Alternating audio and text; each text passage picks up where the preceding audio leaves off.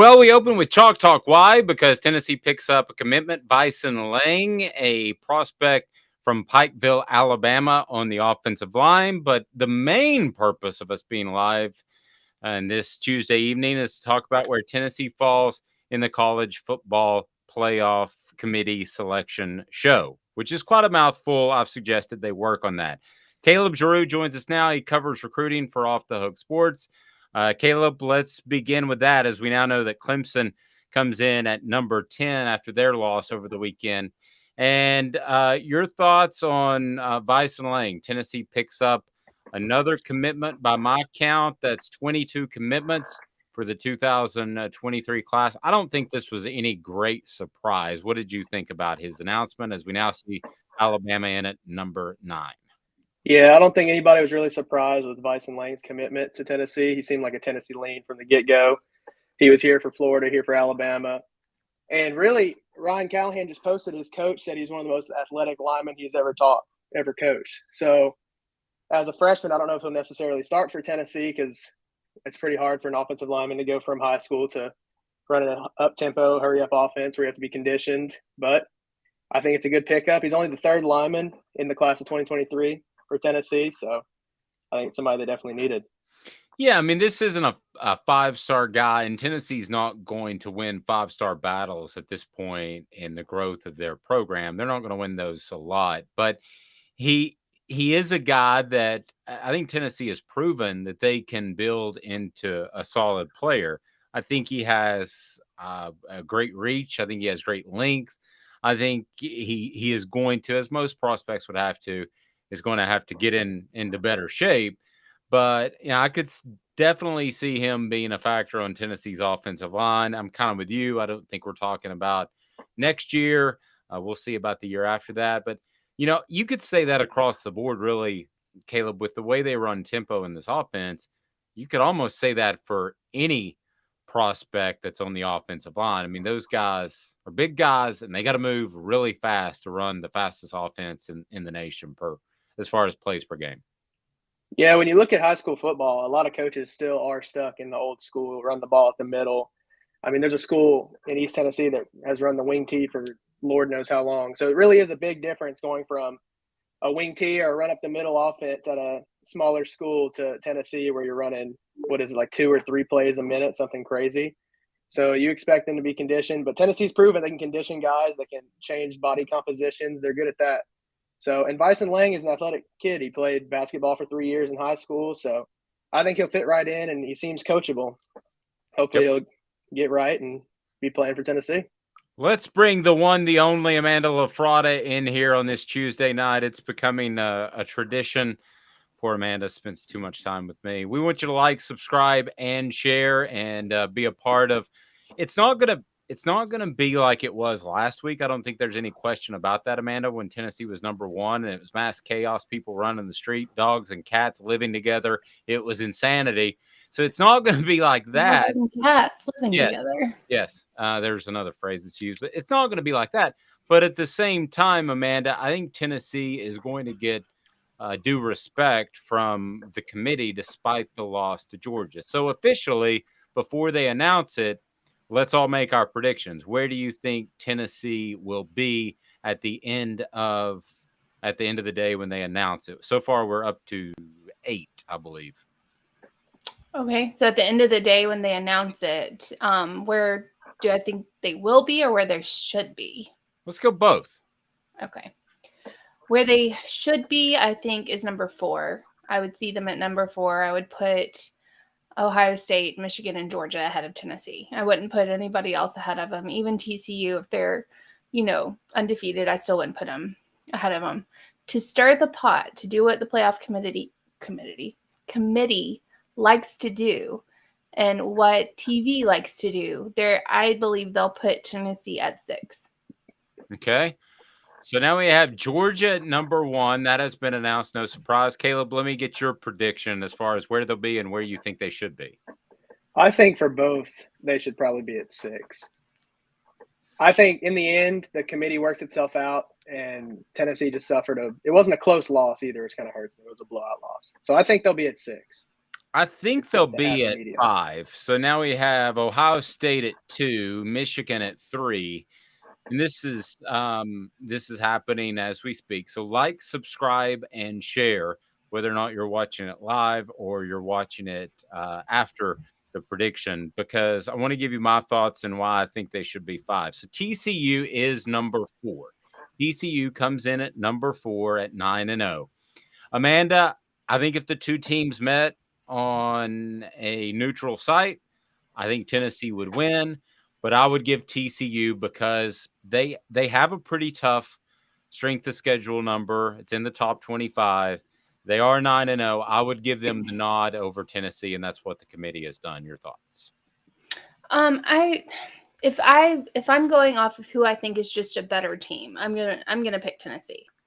But doing the due diligence of, okay, yeah, you're undefeated. Let's give you the praise that you should have because you're undefeated. I understand them putting TCU at number 4. I do. I get that. I think, and I'm not watching what's happening, but I Tennessee think is number 5. Go ahead and finish your they thoughts. are 5. Okay. Mhm. I thought they would put Oregon over them just to make a statement, just to say, like, oh, what have you done for me lately, kind of thing. I'm glad that they didn't, because I disagree on the fact that Georgia beat Tennessee, but I think Caleb today said, yeah, they did, but one play could have made it interesting. With the Oregon-Georgia game, there wasn't one play that could have made that interesting. There were 0 plays that could have made that game interesting in any capacity. Oregon does not have a defense. I think we saw that very clearly No, with I the can't Georgia argue. game. I can't argue that. I think that with with the Tennessee Georgia game, and Tennessee is at number 5. So Tennessee fans, I think you should be celebrating almost as much as you were last year. Last week. I know number 1 sounds a lot better than number 5, but the bottom line is, Caleb, I think they're giving Tennessee a lot of respect. So that battered Vols syndrome, BVS, you can lay that by the wayside. That's the national media giving Tennessee respect. Now, Amanda reminded everyone in a tweet, and it's true. This is a TV show. Okay. So there's no way Ohio State and Michigan, or any two teams from the same conference, are going to finish 2 and 3 as they have them right now. By the way, Oregon number 6. So it doesn't matter. But if it's going to be Georgia and Tennessee, if they're the two teams from the same conference that make the playoff, and I think that will happen. I think Tennessee wins their last 3 games, and that happens. LSU in at number 7. If that indeed happens, then they're not going to be 2 and 3. They're not going to play each other in the first round. They're going to try to avoid that as best they can. So, Amanda, your thoughts at Tennessee at 5? I think it shows a lot of respect, because I wouldn't have been surprised, like you, if they would have put Oregon above them for TV purposes and to be kind of salacious. Yeah, I think 5's a good fit. I still think that they are better than TCU. I think a head-to-head match, Tennessee would beat TCU at least 8.5 times out of 10. I know it's a half. I had it at 8.25. That's very awkward. But Drew, I what think did that, you have it? I had 8.15. So So I'm the going up. optimist here. So Yeah, I guess. yes. No, I think that Tennessee would beat TCU more likely than not, going against each other. I don't understand, and I guess this is what they do in the playoff committee, but I don't see Oregon. I don't see how you take a team that lost by 56 points and put them in the top 6. And I know I said that they would do that, but should they do that? No, I don't think that that should even be a thing. Oregon does not belong there. You can't get beat by 56 points and belong in a top 10. I'm sorry. I don't care what they're doing now. They're in the Pac-12. The Pac-12 is weak. We all know they're weak. You can't do that. And they've had a weak schedule up until this point. You cannot lose by 56 points and only fall 5 rankings below the team you lost to. I don't see it. I think that's all very fair. So at the end of the day, Tennessee, I think, gets respect at number 5. I think for the fans that are maybe overly concerned that there's a conspiracy theory against them, you can go ahead and set that down. There is not. Battered ball syndrome is no more. And we do want to get, excuse me for that. We do want to get your thoughts. If those want to share on the message board, like, share, and subscribe. And remind you that Amanda and I are with you each and every weekday morning at 8:30 Eastern time. So, Caleb Giroux, your thoughts on the top 10? I know you've covered LSU extensively, and then I want to ask you about Boo Carter work in a little bit of recruiting as well. Yeah, I think 5 is a good spot for Tennessee because the committee showed them a lot of respect putting them at number 1 last week, which I think set up the fact that if and when they lost to Georgia, they would fall to 5. Now, if they would have put them maybe 4 and barely in the playoff last week, then we'd have a different conversation right now. I also like what Amanda said about Oregon being so high up there after getting blown out week 1.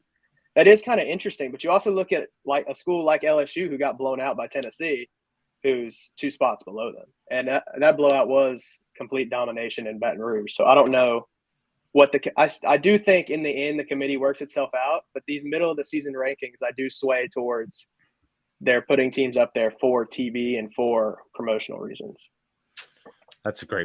Yeah, I agree with everything you all said. We're supposed to disagree. They tell you in journalism school and broadcasting school that you're supposed to disagree and have hot takes and be like Stephen A. Smith. But I'd like to make, I'd like to make his money, but I'd also like to be genuine. I have no disagreement with anything that you guys said.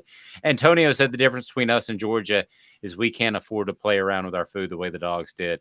We don't have that luxury. If we struggle with either of these teams remaining, we're out. Well, I totally agree with that. If Tennessee loses one of these last 3 games, and they're going to be favored by double digits in all of them, if they lose any of those games, and it's what I wrote about on offthehooksports.com. It's kind of dated now, but yeah, Amanda, that's what Tennessee fans should be worried about even more than the show, as not our show, be worried about our show, but the College Football Playoff Committee show. I mean, this is made for television. This is Survivor of college football, and that's fine.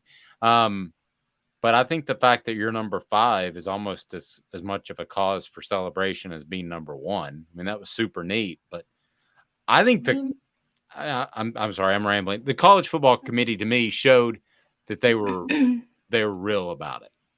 Yeah, they respect Tennessee. I think we see that. It's very clear that they respect Tennessee going from, it looked pretty dominating as far as Georgia and Tennessee. I mean, Georgia looked like they dominated the Vols, but then you look at Georgia and Oregon. So is it really that dominant of a performance by Georgia? I don't necessarily think so.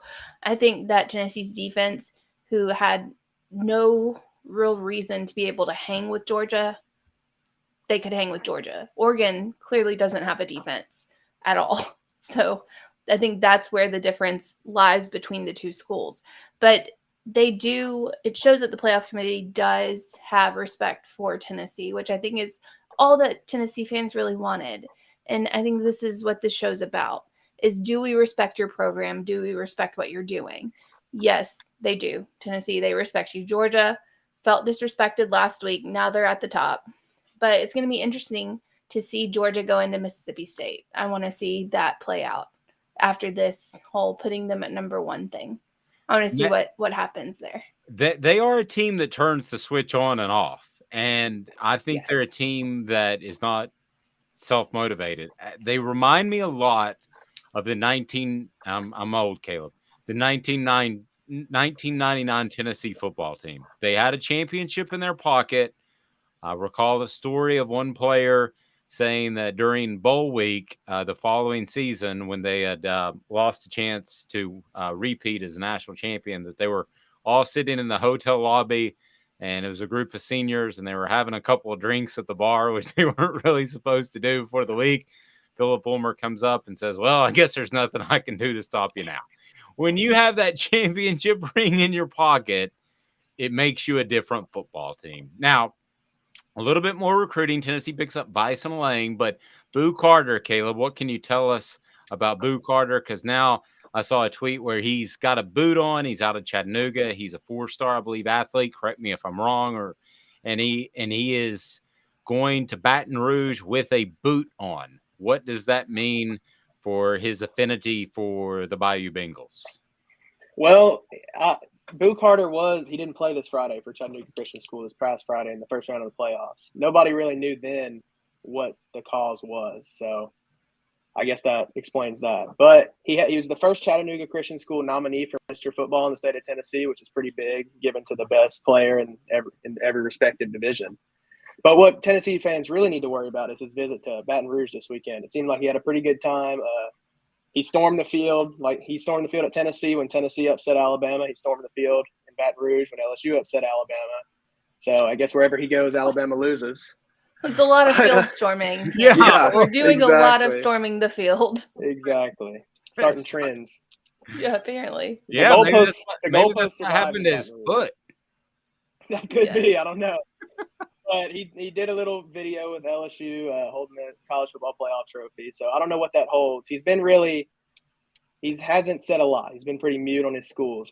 All he says is Tennessee's in the top 12, and that's as much as he can say. So I don't know when we'll see a decision from him, but I still think he would trend Tennessee's way. He's a Chattanooga kid, hometown kid. He comes to Tennessee every weekend. He's not going somewhere else. So it seems like he would be a good fit for Josh Heupel and his staff.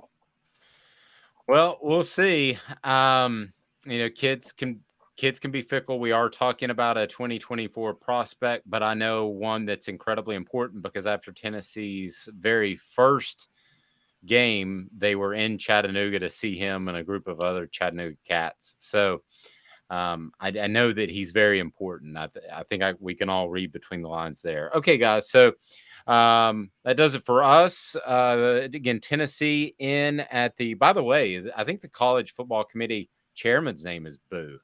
And they just had the Bear on. So there is a show there that from College Game Day, the Bear. Yeah, Bear. It's just Bear, not the Bear. Oh, it's not the Bear? Yeah, the Bear is Coach Bear Bryant. That's the Bear.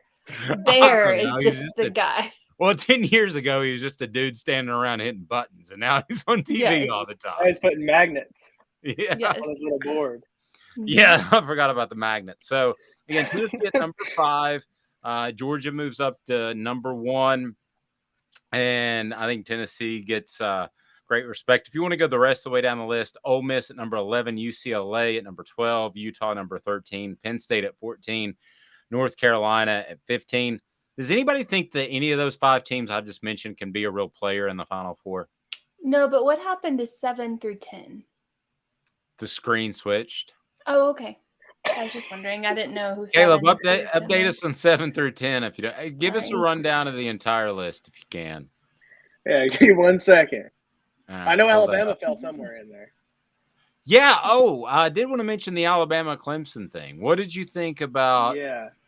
Power T just said we just got blessed. All we have to do is win out. I agree, Power T. Yep.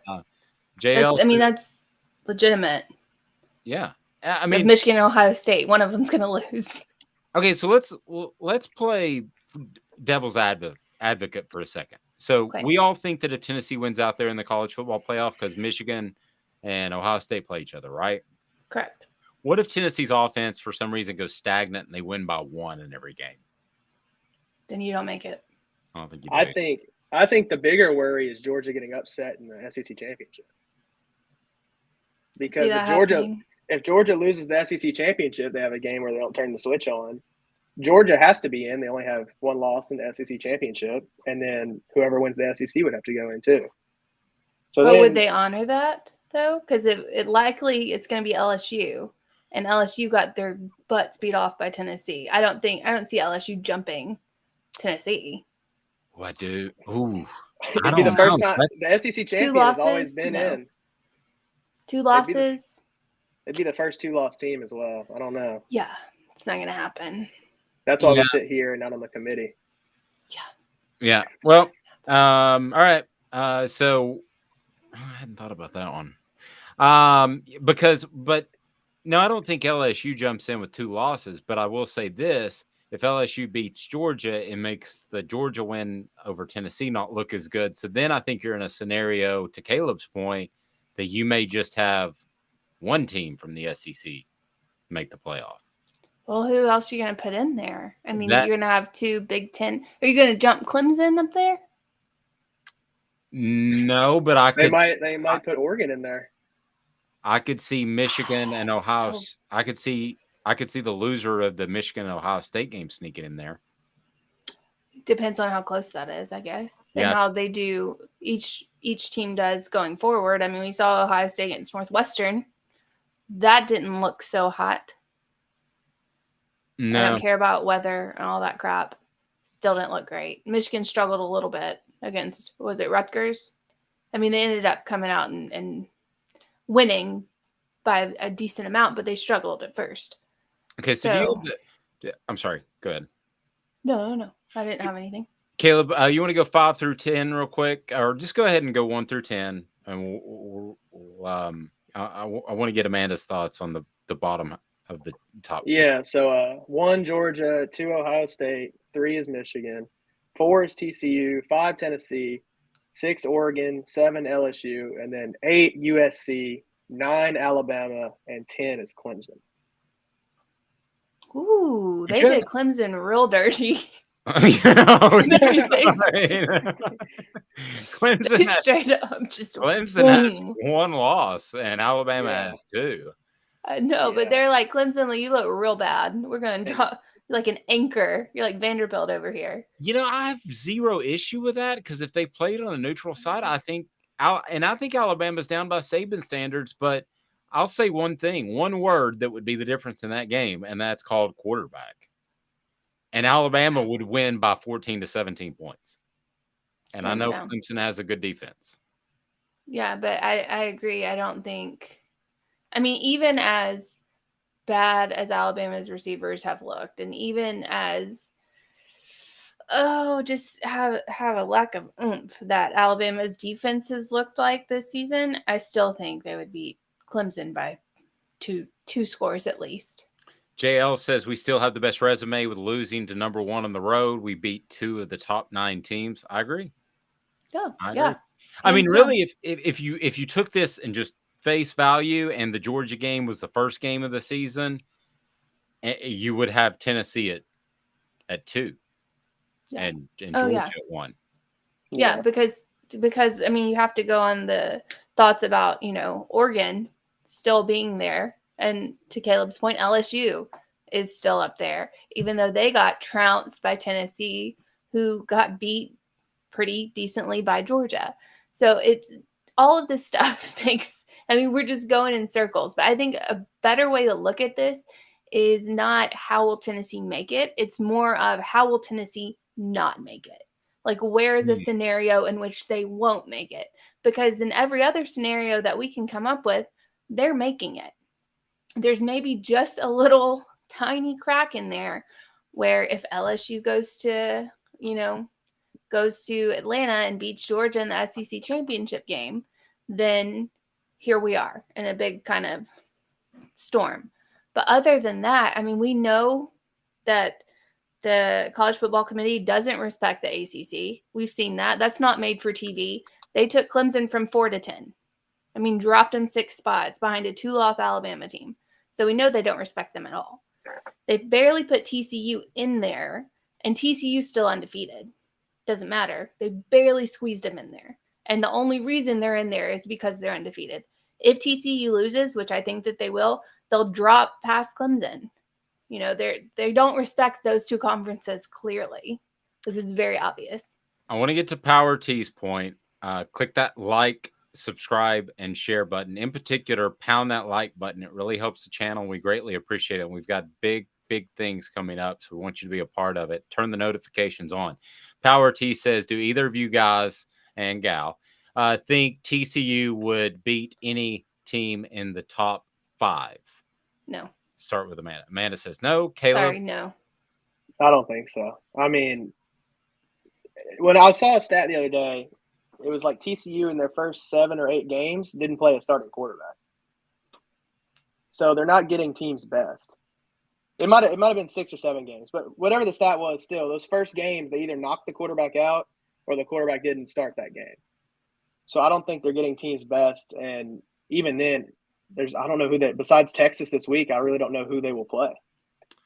Well, their strength of schedule, Amanda, and the column that I wrote today was, I believe it was 26. Is that right? I wrote the It column. was down there. I mean, I don't know if it was 26. It may have been. Actually, it may have been because Tennessee's the second, correct? Yes, they're second in the nation. Tennessee's second. Yeah, TCU may have been 26 because I read the column. But I wrote the it and only she read it and proofed it, and we can't remember. and we Okay, can't remember. yeah, 17. Actually, there's 17. 17. That's Alabama's it. 1 as far as strength of schedule. Tennessee 2, Texas 3, LSU 4, Georgia 5. I think this has always been my thoughts on strength of schedule. If you're in the top 25, that's just kind of the way things shook out. I don't, unless it's like 1 to 90. Okay, you've literally played no one, which that's what Vanderbilt did to get 6 wins for a decade under James Franklin. To me, it's all kind of the same if you're in the top 25. Yeah, it's preseason rankings is determining the strength of schedule. And I think that that's kind of BS because you can, when Ohio State played Notre Dame was 5th in the nation. Are they the 5th best team in the nation? No, clearly they are not. Well, they're Jekyll and Hyde too. Depends on which Notre Dame you get. But strength of schedule always to me just seems very like wonky because they could be ranked at the time that you played them earlier in the season and then they're not that good. Just people thought that they would be. That's always been my thing with that. I'll leave you with this to answer Power T's question. Again, hit that like button, subscribe, and share. We greatly appreciate that. I think that TCU would have a puncher's chance against any of those teams in the top 5. The closest one is Ohio State. I'll leave that there. I tend to agree with that. I think, and by a puncher's chance, I mean a 1 in 5 chance.